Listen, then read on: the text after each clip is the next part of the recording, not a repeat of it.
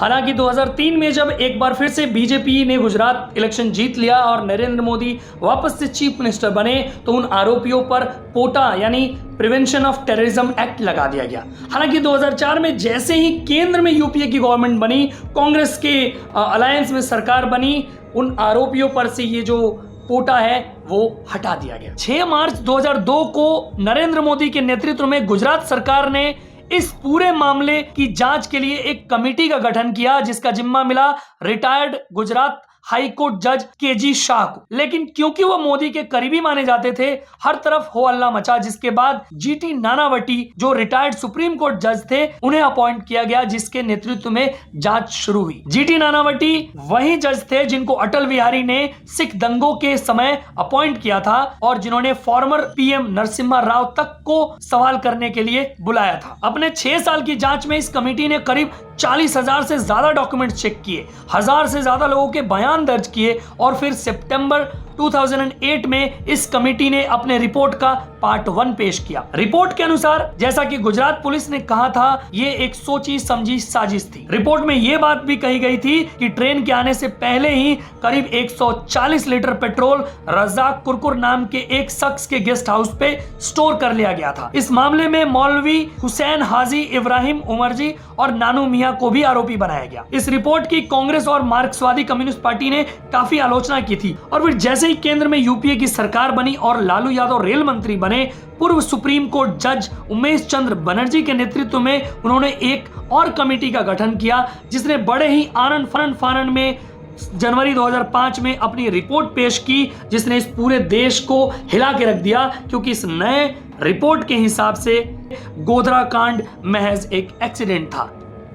अक्टूबर 2006 में high court ने इस बैनर्जी रिपोर्ट को मतलब पूरी तरीके से रिजेक्ट कर दिया, नल एंड वॉइड बताया। साथ ही ये जो कमेटी का गठन किया गया था रेलवेज की तरफ से, लालू यादव और यूपीए गवर्नमेंट की तरफ से, इसको ही उन्होंने गैर संवैधानिक बताया था और साथ ही इस बात का भी निर्देश दिया था कि ये जो रिपोर्ट है वो किसी भी लेवल पे पार्लियामेंट में जो है वो सबमिट नहीं किया जाए। हाई कोर्ट के फैसले का स्वागत करते हुए जहां बीजेपी ने यह कहा था कि दरअसल ये जो कमेटी बनाई गई थी वो जानबूझ के तुष्टीकरण के नियत से बनाई गई थी, क्योंकि उस वक्त बिहार में इलेक्शंस होने वाले थे और लालू यादव एंड पार्टी को एक विशेष कम्युनिटी का वोट हासिल करना था। 2008 में नानावटी शाह कमीशन की रिपोर्ट और 2009 में एसआईटी की रिपोर्ट मिलने के बाद एक स्पेशल फास्ट ट्रैक कोर्ट में इस मामले की सुनवाई शुरू हुई।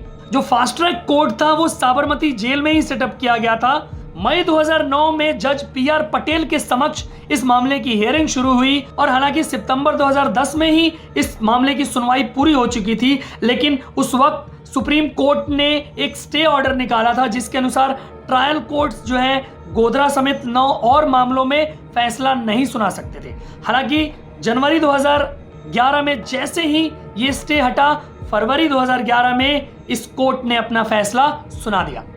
इस गोधरा कांड में टोटल 31 यानी 31 लोगों को सजा सुनाई गई, जिसमें 20 लोगों को उम्र कैद की सजा सुनाई गई, जबकि 11 लोगों को जो है वो फांसी की सजा सुनाई गई। ये 11 लोग वही 11 लोग माने गए जो लोग भड़काऊ मीटिंग में शामिल थे, मतलब उस हमले से एक रात पहले, और साथ ही वो लोग भी माने गए जिन्होंने ट्रेन के अंदर घुस के आग लगाई थी। हालांकि सरकार और जितने भी आरोपी थे उन सब ने जो है वो इस फैसले को चैलेंज किया।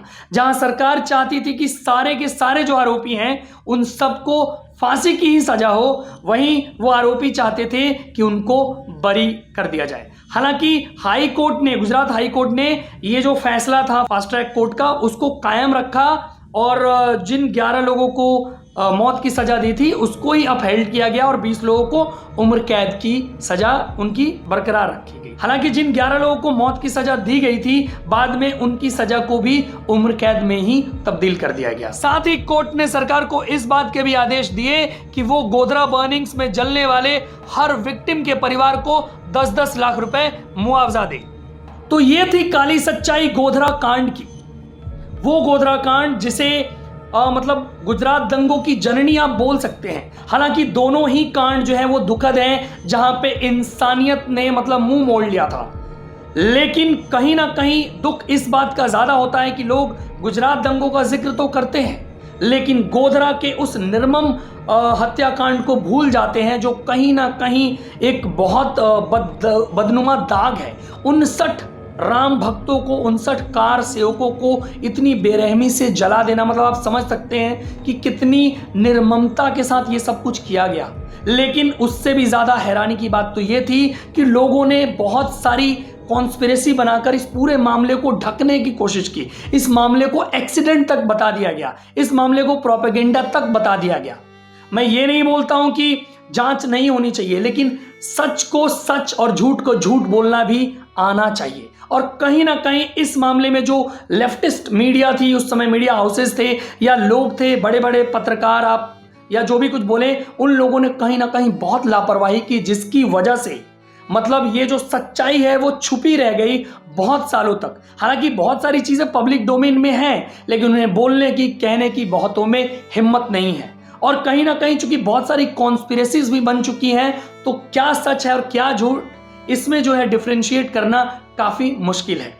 अगर आपको ये वीडियो बेनिफिशियल लगा हो, अगर आपको लगा हो कि इस वीडियो में मैंने फैक्ट्स पे बात की, मैंने आपके सामने वो सच्चाई रखी जो आपको जाननी चाहिए थी, तो इस वीडियो को ज़्यादा से ज़्यादा अपने जानने वालों में शेयर कीजिए, ताकि ये जो सच्चाई है, जिसे बहुत सारी कॉन्स्पिरेसीज में बहुत सारे प्रोपेगेंडा के तहत दबा दी गई थी, वो सच्चाई हर हिंदुस्तानी को जानने का मौका मिले और वो अवेयर हों कि उनके साथ क्या क्या हुआ था। तो मिलते हैं काले किस्से विद नीरज के अगले एपिसोड में। तब तक अपना ख्याल रखिए, अपने परिवार वालों का ख्याल रखिए। जय हिंद, जय भारत।